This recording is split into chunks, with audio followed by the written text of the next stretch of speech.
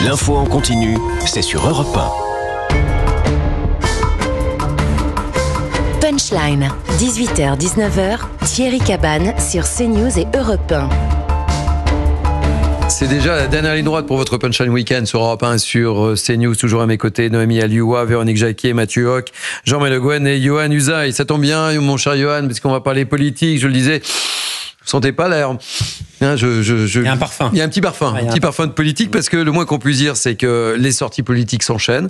Alors, je sais pas si c'est pas l'effet Bruno Retailleau qui occupe le terrain, d'ailleurs, hein, et on l'a vu à travers les colonnes du Figaro, où il a doublé Édouard Philippe dans un sondage récent. On a vu donc Gérald Darmanin et la drogue, cette proposition autour de l'argent liquide, dont on voit, ça va pas être facile pour l'appliquer, cette mesure. On a à gauche François Ruffin qui appelle à une primaire alliant de Philippe Poutou à François Hollande, et puis Bruno Retailleau qui aurait dépassé donc Édouard Philippe, et qui aurait peut-être aussi décoincé nos politiques. Mais on va voir tout ça avec Isabelle Piboulot, et puis je vous attends, et les uns et les autres. En selle dans la course à l'Élysée, tout est permis pour réussir son échappée, à commencer par se détacher du chef de l'État. Les deux hommes forts du gouvernement ont irrité Emmanuel Macron, le ministre de l'Intérieur, nouveau président des LR, ayant été accusé d'instrumentaliser le rapport sur l'entrisme des frères musulmans, rapport dévoilé en partie mardi, 24 heures avant la tenue du Conseil de défense. Le garde des Sceaux, lui, marque les esprits dans sa lutte contre le trafic de drogue en annonçant la création d'un quartier de haute sécurité en Guyane, ou encore en évoquant l'éventuelle suppression de l'argent liquide pour ralentir les barons du narcotrafic. Mais l'entrée fracassante dans l'espace médiatique revient à Gabriel Attal, qui propose d'interdire le voile pour les moins de 15 ans et d'instaurer un délit de communautarisme, quitte à s'attirer les foudres de son camp. Le président du groupe Ensemble pour la République à l'Assemblée nationale s'est exprimé mercredi. Quand vous avez une fillette de 5-6 ans qui est voilée, personne ne peut imaginer que c'est son choix libre et éclairé que de se voiler. Donc c'est évidemment ceux qui sont responsables de cette contrainte qu'il faut viser. À gauche, François Ruffin se positionne comme un candidat potentiel de l'Union et appelle à une grande primaire ouverte allant de Philippe Poutou à François Hollande en passant par les Insoumis. Une plateforme commune souhaitée aussi par Olivier Faure, mais sans alliance mélenchoniste. Johan Usaï, vous êtes le spécialiste politique. Rappelez-moi, on n'est pas en décembre, on est bien en mai. C'est pas la période des cadeaux de Noël. Parce que ça, on y va là. Des propositions, voilà. Et quand je disais Bruno Retailleau, j'ai l'impression qu'il a décoincé tout ça, quoi. Non, je me trompe dans mon analyse ou pas? Oui, l'élection de Bruno Retailleau a été un élément supplémentaire, mais tout le monde a bien compris depuis un certain temps maintenant que la prochaine élection présidentielle allait très certainement se jouer à droite. Chacun y va de sa proposition pour montrer qu'on est à droite. Même Gabriel Attal, qui vient plutôt de la gauche, peut montrer qu'il est un homme de droite et si possible plus à droite que son concurrent. Donc on a eu des propositions pendant la primaire interne, mais ça c'est logique quelque part. La proposition de Laurent Wauquiez, Saint-Pierre et Miquelon. Gérald Darmanin maintenant il va de sa proposition qui a l'air assez avancée quand même, de créer cette prison de haute sécurité en Guyane. Pour montrer qu'il est un homme de droite, qu'il s'adresse à cet électorat de droite.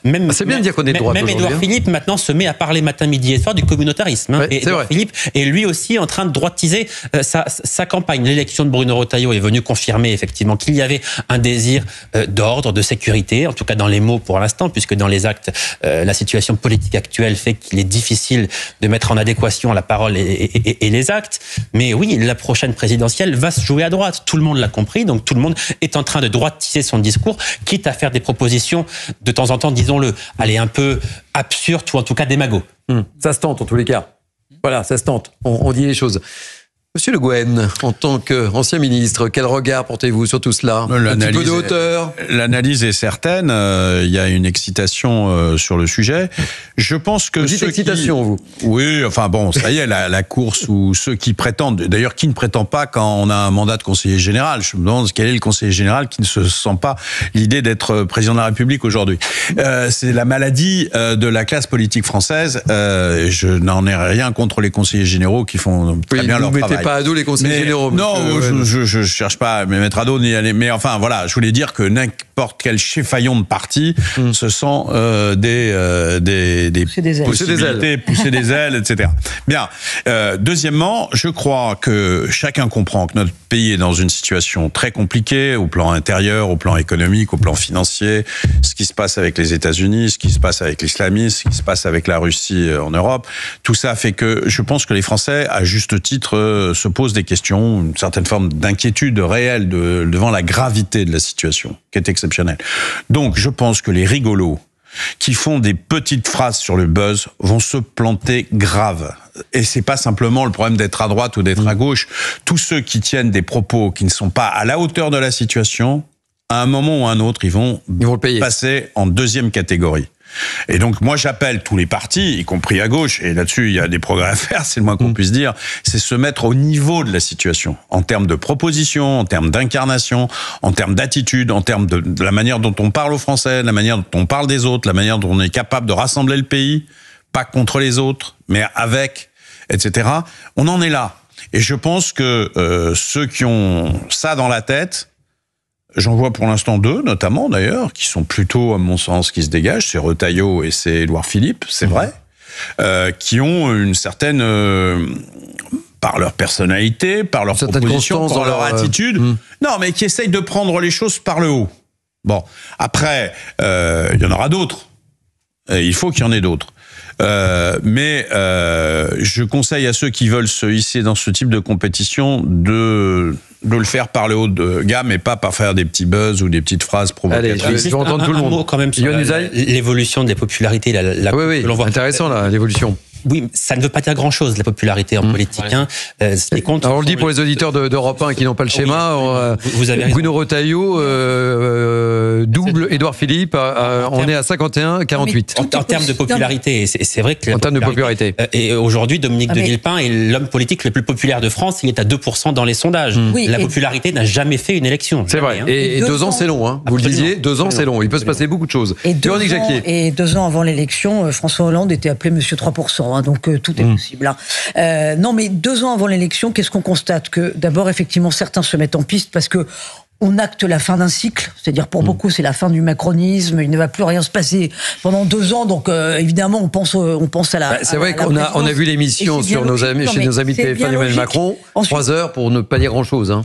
Ensuite, deuxième chose, il y a un sentiment de déclin de la part de nos compatriotes et effectivement les Français sont très inquiets, donc ça ne va pas être une élection comme les autres, comme vous l'avez dit Monsieur Le Guen, il va falloir proposer quelque chose de costaud avec une vision qui passe par le haut, c'est-à-dire un projet de civilisation, un projet de société à minima, un projet de société qui fait que les Français ont vraiment le sentiment qu'on les emmène quelque part, pas un parti, pas un peu de droite, un peu de gauche, un peu trop d'extrême droite, etc. Ça va pas marcher. Et puis troisième chose, la droite veut gagner, ça fait 20 ans que la droite n'a pas gagné.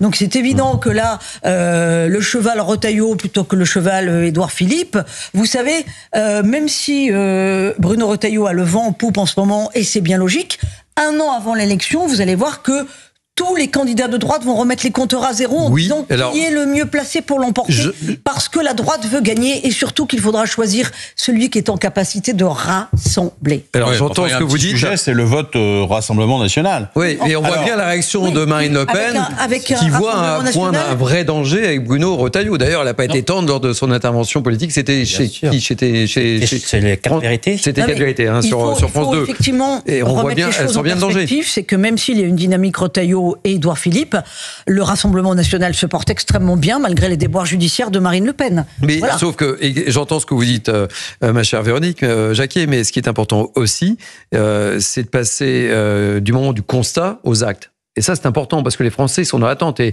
le nombre de sondages que nous lançons, on peut dire, voilà, mais à un moment donné, les Français en ont assez. Il va falloir des actes. Et 2 ans pour agir. Juste 2 ans. Et s'il n'y a que des constats, ça ne marchera pas. Vous avez raison, Thierry. L'équation en fait, de l'élection de 2027, elle est la suivante. Cette élection-là ne ressemblera pas aux élections de 2017 et de 2022 pour une simple et bonne raison, c'est qu'il n'y aura ni Emmanuel Macron qui ne peut pas se représenter et potentiellement ni Marine Le Pen, alors que, à cause de ces déboires judiciaires, si l'appel confirme justement la sanction en première instance, alors que ce sont les 2 candidats qui, au premier tour de l'élection 2017 et 2022, ont rassemblé plus de 50% des suffrages. Donc vous avez déjà un premier point, c'est quel leadership, que ce soit, on soit au niveau du Rassemblement national, au niveau des Républicains ou au niveau du bloc central, ou même au niveau de la gauche, quel quel est le candidat dans cette élection qui est une élection différente. Le deuxième sujet qui est important et qui est justement transpartisan, et je rejoins un peu ce que vous venez de dire, c'est que le candidat qui gagnera l'élection présidentielle 2027 sera le candidat qui va réussir à rompre avec l'impuissance publique. Parce que quand vous regardez l'ensemble des sujets, et c'est pour ça que je dis que vous avez raison, sur l'ensemble des thèmes, sur l'éducation, l'insécurité, les questions migratoires, les questions liées aux dérives liées à l'assistanat dans notre pays, le pouvoir d'achat, etc., on peut démultiplier les sujets. Le véritable problème que voient les Français à chaque fois, et c'est pour ça que sur tous les sujets, toutes les enquêtes d'opinion, on est plutôt à 60, 70%, voire 80% de Français qui sont d'accord avec une proposition, c'est qu'ils nous disent la chose suivante: les politiques peuvent faire des belles promesses, mais elles ne sont jamais appliquées. Il y a trop d'impuissance publique, et aujourd'hui, c'est ça le véritable mot sur l'enjeu de tous les futurs candidats. Noémie Alioua, très rapidement, parce qu'on arrive au terme de l'émission. Ce qui est aussi frappant, c'est le corollaire de ce que disait Yohann Usaï, c'est au fond à quel point la gauche est absente de l'équation. C'est frappant quand même dans notre Je regarde Jean-Marie Le Guen. On regarde même les figures politiques qui sont les plus à même de l'emporter. Alors c'est pas demain, mais malgré tout, ça donne quelques tendances qu'on peut suivre aujourd'hui. La gauche est absente de l'équation, c'est incroyable. Peut-être qu'elle devrait se poser des questions aussi sur ces alliances qui ont été faites avec un parti qui est un parti repoussoir comme la France insoumise. Mais c'est-à-dire que je pense que le Parti socialiste notamment a fait un calcul à court terme. Mais on verra qui sera le président. À court terme, ils imaginaient que ça leur permettrait d'avoir des postes. Effectivement, ça leur a permis d'avoir des postes au cours des dernières élections. Mais enfin, sur le long terme, leur voie dite de la social-démocratie, qui voulait se distinguer de la voie radicale de gauche, aujourd'hui, elle n'existe plus. Elle a été noyée dans cette alliance. Et ce qu'on voit, c'est que dans les sondages, écoutez, ils le payent cash. Allez, rapidement, justement, Jean-Marie Le Guen, deux mots sur la gauche, mais deux mots parce que non, moi, je suis assez d'accord avec le constat, c'est-à-dire qu'elle a un travail considérable à faire en termes pratiquement sur tout. Vous allez dire tout de suite l'incarnation, bien sûr, mais c'est même pas le seul sujet. Elle a pas, pour l'instant, elle a pas de projet, elle a pas de stratégie. Que va faire le PS vis-à-vis des LFI ? Pardon ? Que va faire le PS vis-à-vis des LFI ? Oui, mais ça, c'est à peu près réglé, mais ça suffit pas. Réglé ? Oui, c'est réglé, ça. C'est réglé. Il n'y aura plus d'alliance avec LFI. Vous verrez les municipales l'année prochaine. Oui. Faites gaffe parce qu'à la télévision, tout est enregistré. Vous le savez. Vous le savez. Je vais vous dire, les municipales l'année prochaine, la plupart des batailles dans les grandes villes, celles qui sont le plus facilement médiatisables, on va dire, ça sera des batailles entre la gauche et LFI. Mais regardez ce qui se passe à Nantes. C'est-à-dire à Nantes, visiblement, il y a un appel PS LFI écologiste. Oui, mais j'entends bien, mais pratiquement partout ailleurs, à Paris, dans plein d'endroits, à Montpellier, etc., à Toulouse, vous aurez des batailles qui seront justement moins entre la gauche et la droite qu'entre la gauche et LFI. Vous savez quoi ? Vous allez revenir, parce qu'on arrive au terme de l'émission, et on verra, on va garder la séquence en disant, voilà, il n'y aura pas d'accord PS-LFI. Vous êtes témoin, Yohann Usaï ? Je suis témoin, j'ai tout noté. Vous avez tout noté. La date, le jour, tout. Les amis, merci de m'avoir accompagné, c'est un plaisir de vous avoir, une actualité très riche, évidemment avec beaucoup d'émotions aussi, pardonnez-moi. Merci à l'équipe qui m'a entouré, David Brunet, David Poujol, Céline Génaud, Camille Guédon, Alexis Prince, Point de Vidal pour l'information, merci à la formation, Victoria Chetrit entre autres, merci aux équipes en régie. Tout de suite sur Europe 1, Pascal de la Tour du Pin, sur CNews, le trio de choc, Philippe Devilliers, Elliott Deval, Geoffroy Lejeune, belle soirée sur nos deux antennes, bye bye.